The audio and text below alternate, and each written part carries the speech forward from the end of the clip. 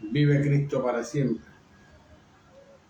Dios le bendiga, amado hermano y amigo, que de pronto en este momento me puede estar viendo o escuchando a través de las redes sociales. Aquí nuevamente estoy de parte de Dios para traer una palabra que pueda edificar tu vida, una palabra que pueda animarte a seguir adelante en los caminos del Señor, una palabra que pueda levantarte si estás caído, una palabra que pueda fortalecerte si te encuentras débil, una palabra que te invita a la santidad, a la rectitud y a entender que separado de Dios nada podemos hacer.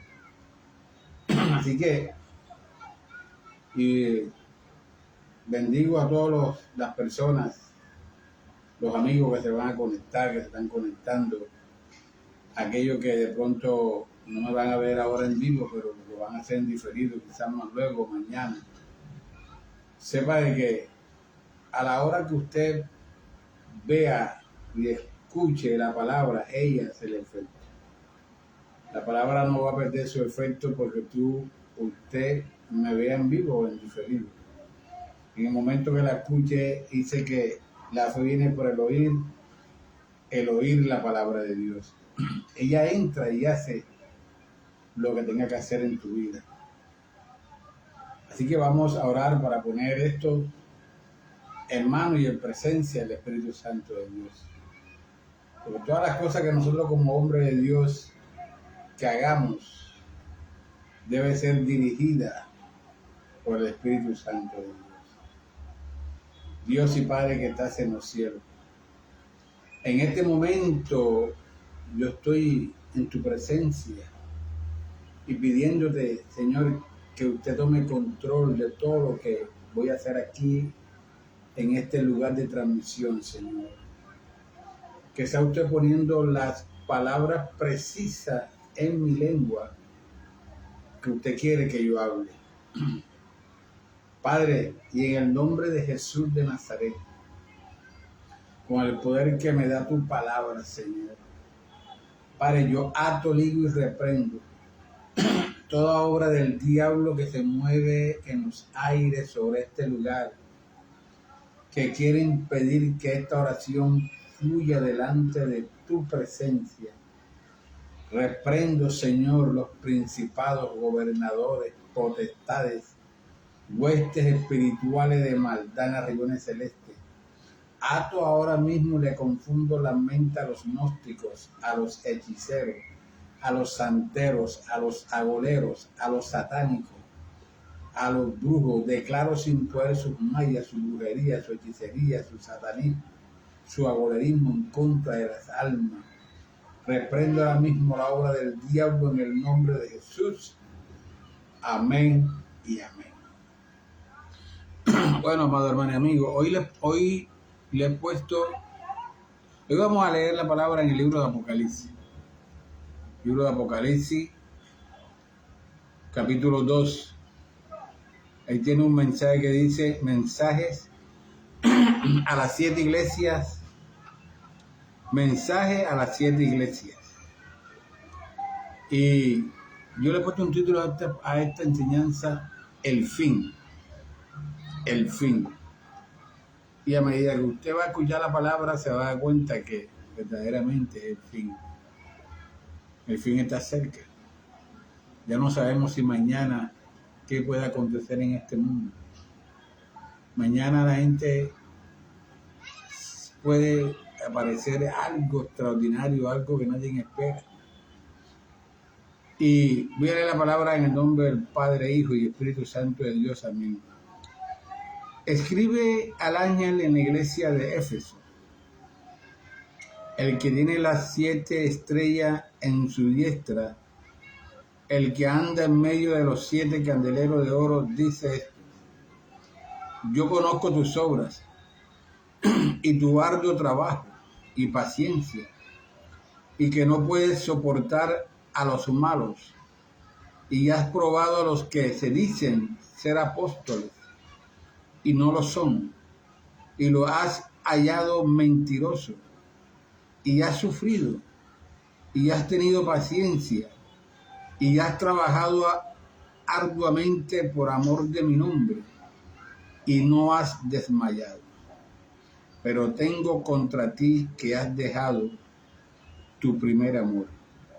Recuerda, por tanto, de dónde has caído, y arrepiéntete, y haz las primeras obras, pues si no, vendré pronto a ti, y quitaré tu candelero de su lugar, si no te hubieres arrepentido.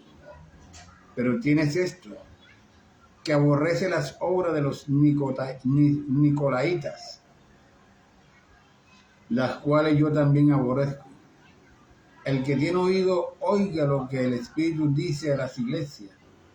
Al que venciere, le daré a comer del árbol de la vida, el cual está en medio del paraíso. Bendito sea el Señor. Amado hermano, ¿y por qué yo le puse el nombre del fin a este mensaje? Porque esto es lo que acontece desde que el Señor le manda o le revela esto al apóstol Juan en la iglesia en la isla de Patmos. Le está revelando el principio y el fin tanto para la iglesia como para el mundo. Pero yo quiero hablar un poquito antes de comenzar la historia acerca de Juan. ¿Quién era Juan? Todos sabemos que Juan era uno de los 12 apóstoles del Señor. Dentro de los 12 apóstoles, Dios tenía 3 más cercanos y Juan era uno de ellos. La palabra dice que Juan era llamado por todos los discípulos y el mismo Jesús como el discípulo amado.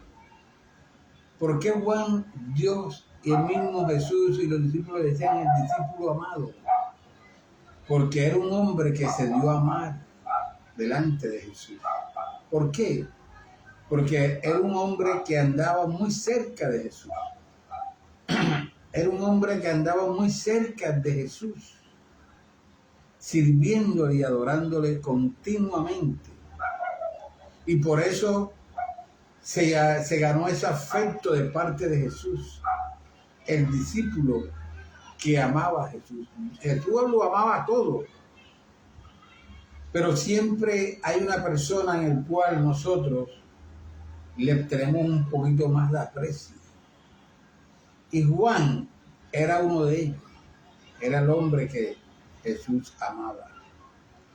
El apóstol Juan fue el único hombre que no murió en mártir.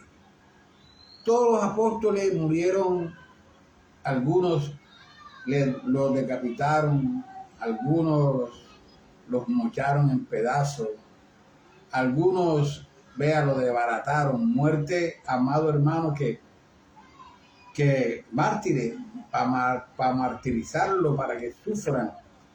Pero el apóstol Juan no murió en mártir. Fue el único apóstol que murió de vejez.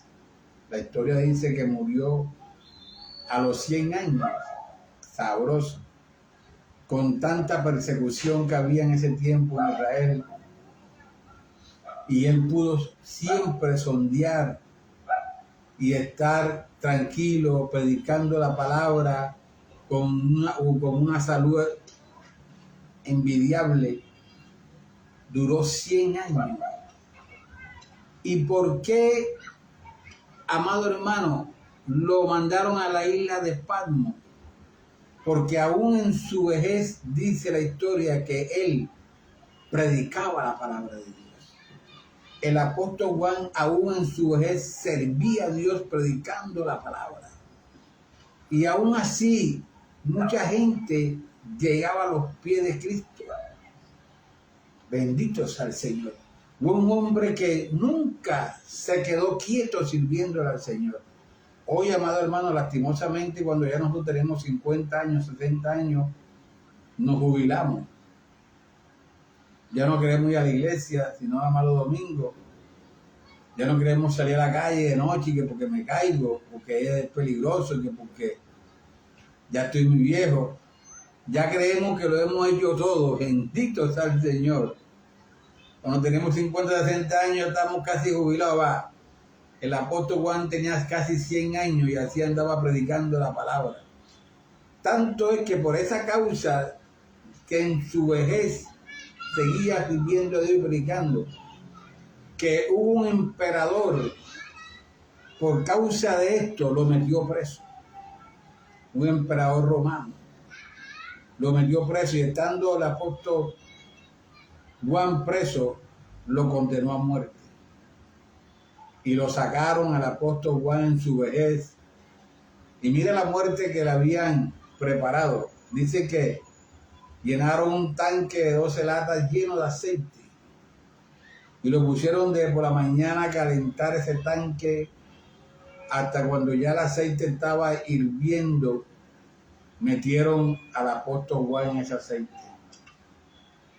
Pero dice la historia que comenzaron a pasar las horas y el apóstol Juan vivito y goleando dentro del tanque de aceite hirviendo.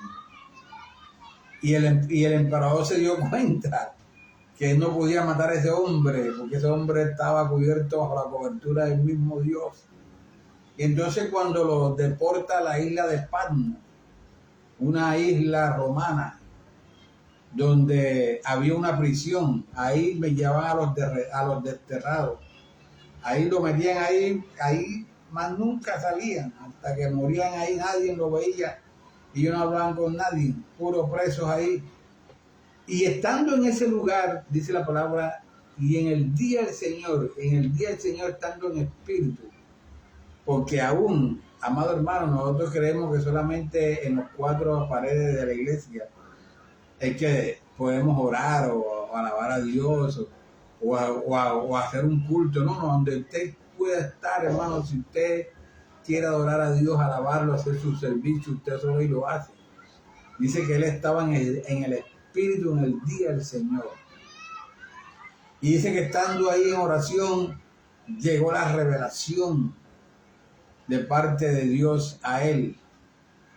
¿Y cuál es la revelación que llega de parte de Dios? Le llega la revelación a Juan de todo lo que iba a acontecer, de todo lo que había acontecido, de lo que iba a acontecer y lo que sucederá en estos últimos tiempos, la revelación. Y eso estaba en las 7 cartas que le dijo Jesús que escribiera y la mandara a las 7 iglesias en Éfeso, a las 7 iglesias en Asia Menor. Asia Menor es Turquía en este momento.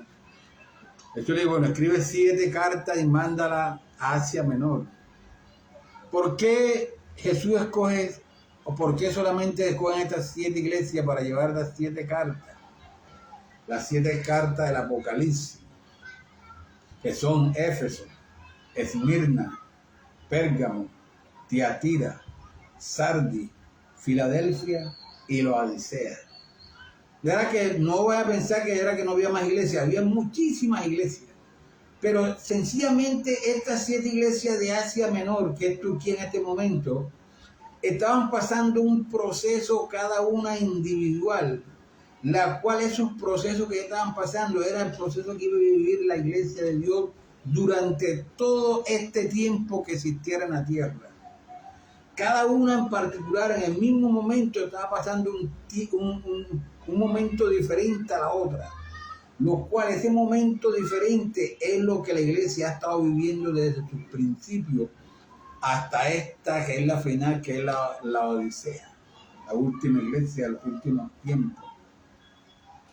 Entonces, cuando Dios manda esas cartas a estas iglesias a través de Juan, Dios le revela a Juan todo lo que acontecerá, todo el final, y así será.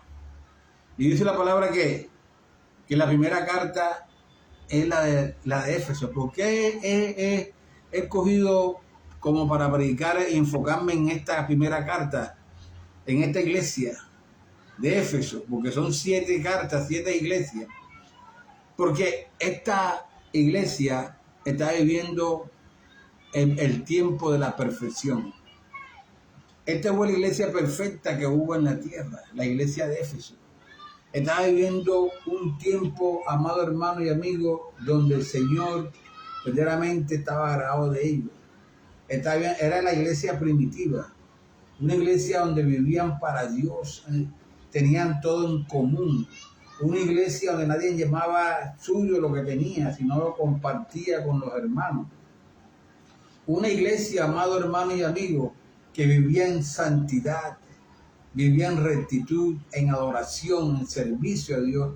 Esta fue la iglesia perfecta que hubo sobre la tierra. La gente dice, no, iglesia perfecta no hay. En verdad que ahora no hay, pero un día la hubo, que fue esta iglesia de Éfeso.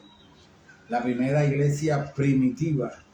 Una iglesia, amado hermano y amigo, que vivió para Dios. ¿Por qué? Porque esa iglesia estaba fundada sobre todos los apóstoles, hombres y mujeres de Dios comprometidos con la obra del Señor, viviendo en santidad. Por eso es que esta iglesia de Éfeso fue una iglesia que andó rectamente delante de Dios. Se puede decir que en su principio fue la iglesia perfecta que Dios va a exigir en el reino de los cielos. Pero mire cómo comienza diciendo la historia. Dice: escribe el ángel de la iglesia en Éfeso, el que tiene las 7 estrellas de su diestra, el que anda en medio de los 7 candeleros de oro, dice esto: yo conozco tus obras. Una palabra tremenda que Dios la tiene que decir. ¿Sabes por qué? Yo conozco tus obras. Con esta palabra que Dios dice así, está tumbando toda justificación de que cualquiera congregación o hombre pueda poner delante de Dios. Si ahora, amado hermano, tiene el pueblo de Dios y el mundo entero de su justificación delante de Dios. No, Señor, yo hice esto por esto. Señor, yo hice esto malo porque tuve que hacer por esto. Siempre buscan una justificación por haber hecho lo malo que hizo. Nunca hay un reconocimiento de decir, Señor, pequé, perdóname, Señor, no lo vuelvo a hacer más, ayúdame. Sino que siempre va a haber una excusa para poder ellos justificarse de lo malo que hicieron. Entonces, Señor, de salida, si usted mira las 7 cartas, las 7 iglesias, esa es la primera palabra que Dios le dice a la iglesia: yo conozco tus obras, para que no vengas a justificarte y a decir tantas cosas que no son así. Y hoy, nosotros, amados hermanos y amigos, no hay nada que podamos hacer que podamos ocultárselo al Señor. Dios conoce nuestras obras, Dios conoce lo que hacemos escondido, Dios conoce lo que hemos hecho, que estamos callados ahí, que son las cosas malas, tremendas, y no le hemos pedido perdón al Señor, sino como nadie sabe nada, estamos calladitos, pero hemos hecho cosas, amados hermanos, que tienen a Dios triste. Entonces, si nosotros no confesamos los pecados, siempre eso va a estar perturbando la relación entre nosotros con Dios. Entonces, hermanos, hay pecados ocultos que solamente serán descubiertos en el juicio. Dios le mostrará, mira, lo que hacía, que estabas calladito. Anda, el hermano, la hermana. Eso hacía. Pecados ocultos, bendito sea el Señor. Entonces, Dios de salida tumba cualquier justificación de que la iglesia le puede poner. Yo conozco tus obras. Y le dice, y le sigue diciendo, yo conozco tus obras. Y le dice, y tu arduo trabajo y paciencia, y que no puedes soportar a los malos, y has probado a los que se dicen ser apóstoles y no lo son, y lo has hallado mentiroso, y has sufrido, y has tenido paciencia, y has trabajado arduamente por amor de mi nombre, y no has desmayado. Gloria a Dios, porque las obras de esta iglesia de Éfeso, como se le estaba diciendo, que esta iglesia de Éfeso era la iglesia perfecta que hubo sobre la tierra. Todas las obras que Dios conocía de ellos eran buenas. Bendito sea el Señor. Las obras que Éfeso tenía eran buenas, ellos eran trabajadores, eran serviciales, eran celosos de la casa de Dios, eran hombres que vivían en santidad, hombres que amaban a Dios, que servían, o sea, las obras. Dios dice, yo conozco tus obras, y eran buenas, bendito sea el Señor. Pero a veces Dios dice, yo conozco tus obras y nuestras obras son malas. Son malas, amado hermano. Nuestras obras son perversas. Y entonces queremos justificar como estaba diciendo. Pero esta iglesia de Éfeso, sus obras eran buenas. Pero, mire, ¿por qué digo pero? Porque fíjense, el versículo 4 dice, pero tengo contra ti que has dejado tu primer amor. Y esto es un error, amado hermano y amigo, que hoy el pueblo de Dios está cometiendo, pero bastante. ¿Por qué Éfeso, que era la iglesia perfecta, comenzó a dejar el primer amor? Porque durante el tiempo que ellos habían estado caminando con Dios, habían caminado rectamente con el Señor. Y sucede, amado hermano y amigo, que cuando nosotros comenzamos a tener muchos años en Dios, que hemos servido al Señor, que hemos trabajado, amado, nos tendemos a confiarnos, nos tendemos a creer que ya lo hemos hecho todo. Creemos, amado hermano, que lo que hemos hecho ya basta. Y comenzamos a descuidarnos. Y esto le pasó a la iglesia de Éfeso cuando comenzó a perder su primer amor. Ellos comenzaron bien, ellos comenzaron a amar a Dios, a servirle, a ser celosos de la obra, comenzaban, amados hermanos, a estar siempre en las cosas del Señor. Pero a medida del tiempo, de los años, pensaron que ya lo habían hecho todo y comenzaron a descuidarse, amados hermanos, y comenzaron a perder el amor hacia Dios. Ve, hermano, yo un día prediqué una palabra diciendo que los años en Cristo te fortalezcan y no te debiliten. Porque es así. Vea, si usted se fija, un hombre que entra a los caminos de Dios los primeros meses, los primeros años, amado hermano, se le ve un fervor, se le ve una pasión. Quieren pasar en la iglesia, quieren pasar ayunando, orando, vigilando. Le hablan a todo el mundo la palabra y eso tiene un fervor, el primer amor ahí. Y eso es un cambio, una limpieza que hay en su vida. Se quieren vestir bien bonito, pero a medida que va pasando el tiempo, que llevan teniendo años y lucha y batalla, comienzan a encender en todo lo que un día adquirieron. Lo digo por mí mismo, porque yo me acuerdo cuando yo llegué a los caminos de Dios, en mí había un celo más tremendo, en mí había un deseo más de buscar de Dios, en mí había un deseo, amado hermano, de predicar la palabra a cada momento, de vestirme bien, de santificarme. Y eso de una u otra forma ya ha menguado en mi vida. Y sé que a mucha gente le ha pasado esto, que cuando ya tenemos muchos años en Dios, tenemos 10, 15 años, 20, ya nos creemos que somos gallos jugados, que ya creemos que podemos librar las cosas. No, hermano, esto es día a día. Lo que tú y yo hagamos hoy ya no sirve para mañana. Hacer unas cosas en Dios. Entonces, si oramos una hora, ya creemos que con orar 15 minutos ya, y ahí me mantengo, que porque predico. No, hermano, esto no es así, esto es cada día más y más. Dios te llena un vaso, pero hay otro vacío para llenar. Y llena ese y hay otro vacío. Siempre el hombre de Dios tiene que estar en la búsqueda, en la llenura, siempre llenándose día a día, porque este mundo vacía uno a cada momento. Bendito sea el Señor. Y esto está pasando hoy en las iglesias, hermano. Yo conozco muchos hombres y mujeres de Dios en su principio. Eran hombres celosos de la doctrina, hombres celosos del templo, hombres celosos de su vestidura, cómo vestían, hombres que amaban a Dios, que predicaban, amados, y hoy los veo, bendito sea el Señor, todo distinto, todo lo contrario de lo que un día defendían. Hoy, amados hermanos, son siendo parte de la mundanalidad que hoy ofrece el mundo. Han decaído en todos sus aspectos, en toda su fe, en todas sus cosas, en las cosas de Dios. ¿Por qué? Porque se han confiado en lo que un día hicieron. Y esto le pasó a la iglesia de Éfeso.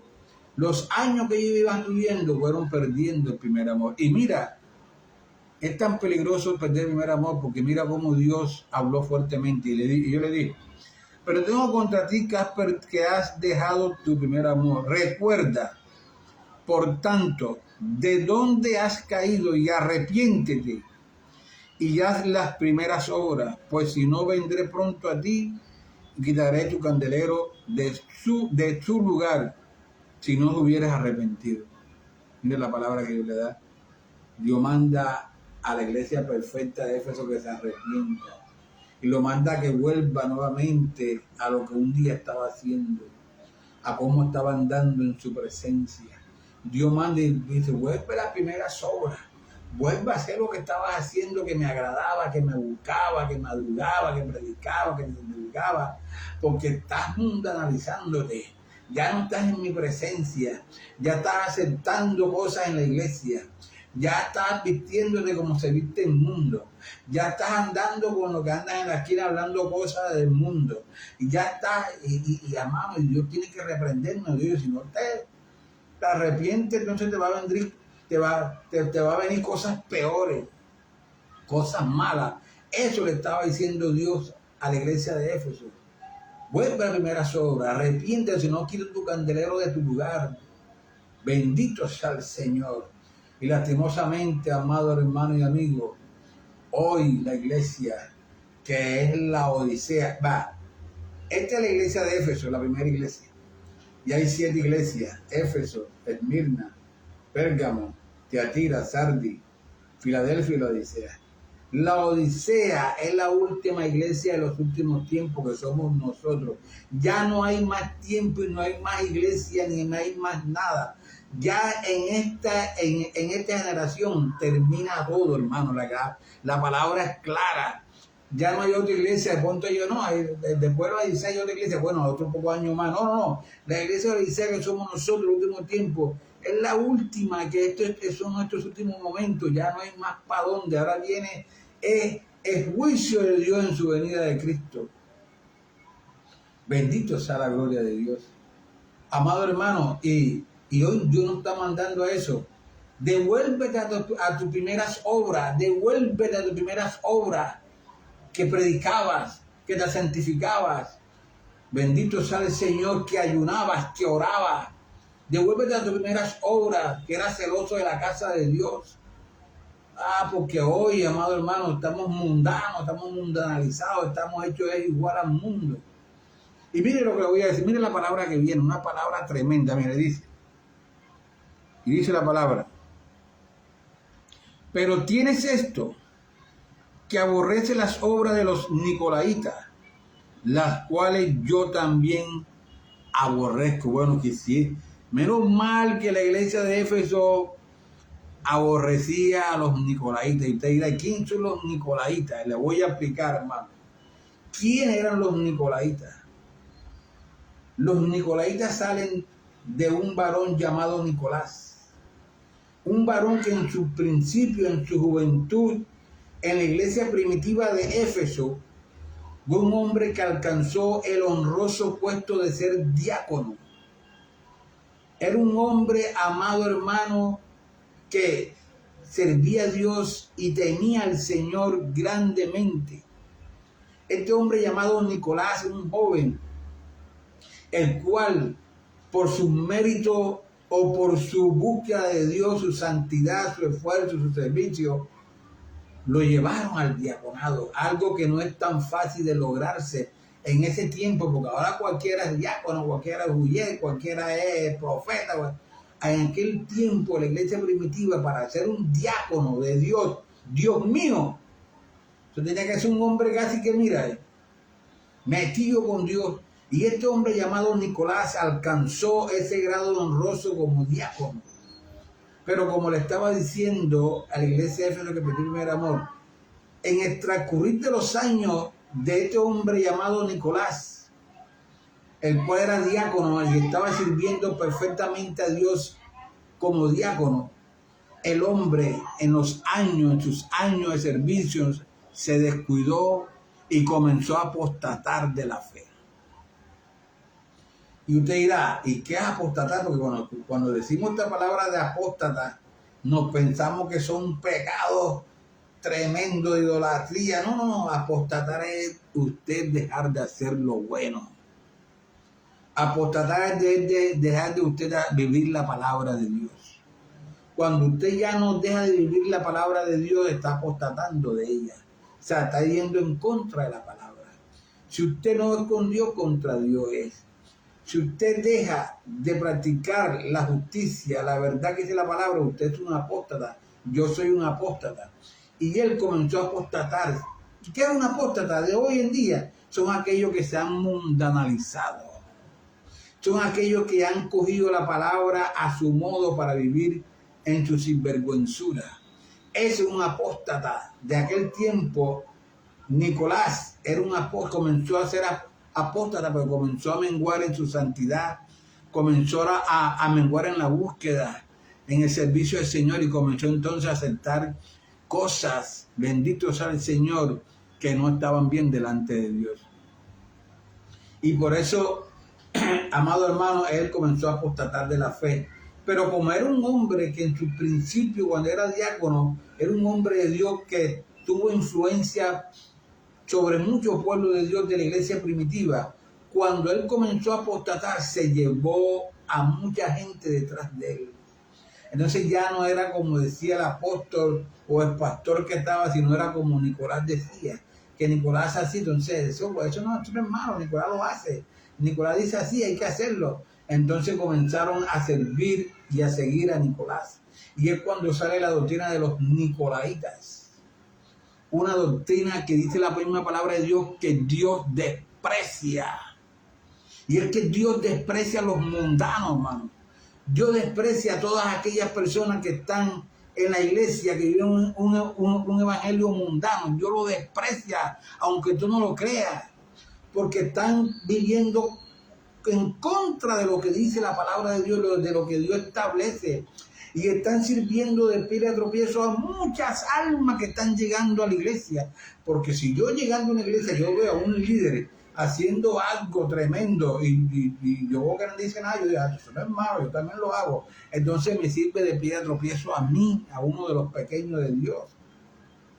Entonces eso es la doctrina de los nicolaitas, siendo unos cristianos mundanos, así de sencillito, unos cristianos mundanos. Y eso es lo que tiene hoy la iglesia Laodicea, cristianos mundanos.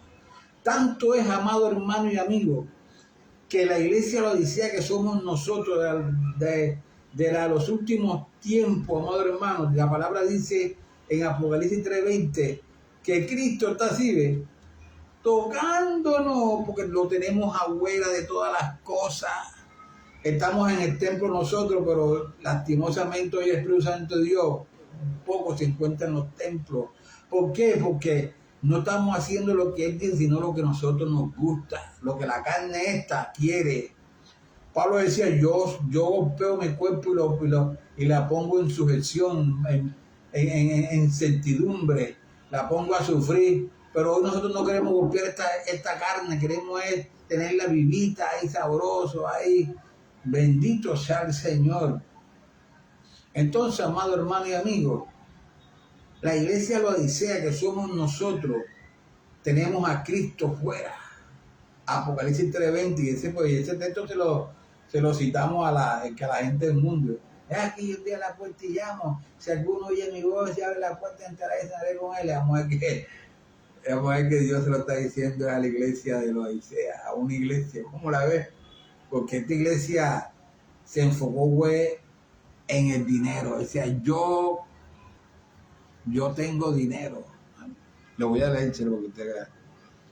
Y dice así: escribe el ángel de la iglesia de Laodicea, he aquí el amén, el testigo fiel y el verdadero y el principio de la creación de Dios, dice esto: yo conozco tus obras, que ni eres frío ni caliente. Ojalá fuese frío o caliente. Pero por cuanto eres tibio y no frío ni caliente, te vomitaré de mi boca. Porque tú dices, yo soy rico y me he enriquecido, y de ninguna cosa tengo necesidad, No sabe que tú eres un desventurado, miserable, pobre y desnudo. Hoy se ha enfocado la iglesia Laodicea, los grandes hombres y mujeres de Dios, en solamente adquirir riqueza. Han cambiado la riqueza por la presencia de Dios. Ellos ya poco les interesa la presencia de Dios. A ellos les interesa es la riqueza, el dinero. Que la gente lleve lo que tienen que llevar. Si hay presencia, bien, si no hay, también, pero ahí está el dinero. Ellos son ricos. Dice que no tienen necesidad de ninguna especie. Pero ¿qué dice la palabra? Son unos desventurados, pobres, miserables, que tienen que arrepentirse. Lastimosamente, mis hermanos y amigos, nosotros que somos la iglesia de Laodicea, hoy mucho pueblo de Dios, que un día fueron hombres verdaderamente de Dios, se encuentran en la doctrina de los nicolaitas, viviendo un evangelio mundano. Bendito sea el Señor. Y esta ha sido la palabra, amado hermano, que Dios ha traído hoy para todas aquellas personas que me están escuchando en vivo y para los que me van a escuchar en diferido. Yo voy a hacer una oración de fe para los hermanos, para los amigos. Hay hermanos que se encuentran un poco débiles. Si quieren restaurar con el Señor, repite conmigo esta oración. Y aquellos que quieren aceptar a Cristo, repiten, digan: Señor Jesús, en esta hora reconozco que soy pecador, que he estado alejado de ti.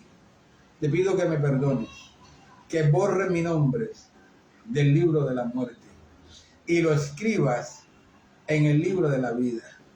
Haz la persona que tú quieres que yo sea. Y así como tú moriste por mí, yo quiero vivir para ti. Amén. De esta forma se acepta a Cristo en el corazón. La palabra dice, amado hermano y amigo, las cosas viejas pasaron, he aquí, todas son hechas nuevas. Y yo voy a orar por aquellos hermanos que de pronto se encuentran enfermos, amado hermano, estas calores. Usted no se da cuenta, hermano, que de pronto estamos bien y de pronto cualquier cosa puede pasar. Mira estas calores que hace, un calor que está consumiendo a la gente. Todas estas cosas son resultado del pecado del hombre. Ya mañana nadie asegura que mañana va a estar bien. Cualquier cosa puede suceder. Vamos a orar por los enfermos, por las personas, por los hogares. Muchas peticiones que nos llegan ahí. Dios y Padre que estás en los cielos, Señor, en este momento seguimos en tu presencia pidiéndote, Señor, que en este momento, Padre, cualquiera persona, Señor, que se pueda encontrar enfermo, que me está viendo o que me va a ver en diferido, cualquiera sea el nombre que pueda tener la enfermedad, usted la sane, Señor. Usted obre en ello con poder y gloria para sanar, para restaurar, para levantar, Señor, Padre amado, al enfermo, Padre amado. Glorifica de una manera especial en los hospitales, Señor, en las clínicas, en las casas del niño, en maternidad, en la clínica de la mujer, Padre, en los centros asistenciales, en sus casas, donde hay personas sufriendo, muriendo lentamente con el dolor del cáncer, con el dolor, Señor, Padre, de esta enfermedad que lo está consumiendo. Apiádate de ellos, Señor. Obra poderosamente, Señor, en ellos, Señor. Glorifícate de una manera especial en su vida, Padre amado. Padre, oro también por los hogares que están siendo, Señor, Padre amado, atormentados por el espíritu de infidelidad, Señor. Hoy, ¿cuántos hogares están siendo separados porque el hombre se fue con otra mujer y la mujer se fue con otro hombre? Pero lastimosamente aún ya no se van con otro hombre las mujeres, sino con otras mujeres, Padre amado. Ya no se van con otras mujeres los hombres, sino con otros hombres. ¿De dónde ha llegado, Señor, la maldad, la abominación del ser humano, Padre amado? Padre, pero ten misericordia y restaura los hogares que se encuentran en esta situación, Padre amado. Oro por los jóvenes que están siendo muertos, Padre amado. El devorador está matando y consumiendo a los jóvenes, Señor, porque sabe que en la juventud es que tú has cogido para dotarlo de ministerios y dones para que te sirva en un futuro, Padre. Hoy hay una ola de muerte sobre los jóvenes de Cartagena, Padre amado. Yo te pido, Señor, que ese devorador de homicidio los detenga, Padre, tú lo detengas y no permita que un joven muera más miserablemente, Señor, de esta manera, Padre amado. Darle oportunidad que se arrepienta, estudien, que sigan en tus caminos, Padre. Glorifícale de una manera especial sobre los jóvenes, Señor, Padre amado. Todos esos jóvenes del barrio Chiquinquirá, de República, Señor, Padre amado, que están haciendo en este momento, Señor, atormentados por ese espíritu de muerte, tú los libres, Padre amado. En el nombre de Jesús también oramos por todos esos puntos donde se está predicando tu palabra, Padre, porque tu palabra está siendo predicada en muchos lugares del mundo, Padre. Es una señal de que los últimos tiempos ya está cerca tu venida, cuando la palabra iba a ser predicada por todos los lugares del mundo, y lo estamos viendo. En todo el mundo está siendo predicado tu palabra, Padre. Glorifícate en esos hombres y mujeres de Dios, Padre. En el nombre de Jesús. Amén y amén. Bueno, amado hermano, esta ha sido la palabra. El otro viernes, si Dios permite, estará mi esposa con una de mis hijas aquí haciendo este programa. Así que Dios le guarde y le bendiga.